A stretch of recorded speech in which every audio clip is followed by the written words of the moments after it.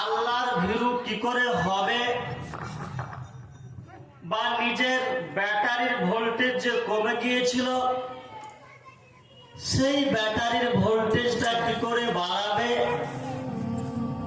মানুষের ঈমান বলে যে একটা জিনিস আছে সেই ঈমানের যে স্পিডটা কমে গিয়েছিল, মানুষ যদি চায় তাহলে এই মাসের মাধ্যমে বা এই মাসটাতে ঈমানের স্পিড, ঈমানের ভোল্টেজটা বাড়াতে পারবে।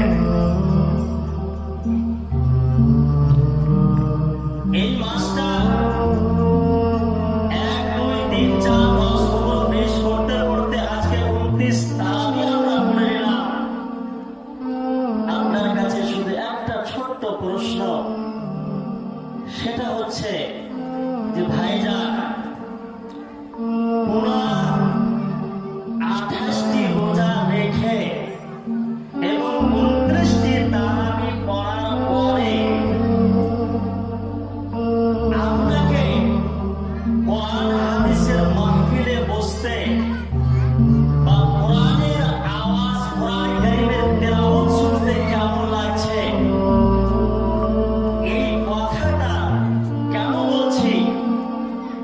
যদি আপনার সামনে কোরআন কারীম তেলাওয়াত হয়, নামাজে যখন ইমাম সাহেব কোরআন তেলাওয়াত করে, সেই সময় যদি কোরআনের আওয়াজটা, কোরআনের শব্দগুলো শুনতে আপনাকে ভালো লাগে, মিষ্টি লাগে, কিংবা কোরআন এবং হাদিস শোনার জন্য একটা আগ্রহী যে জাগে, সেটা যদি জাগে, তাহলে আপনি বুঝবেন যে আপনার ব্যাটারিতে কিছু চার্জ হয়েছে বা ঈমানটা আপনার কিছু তাজা হয়েছে।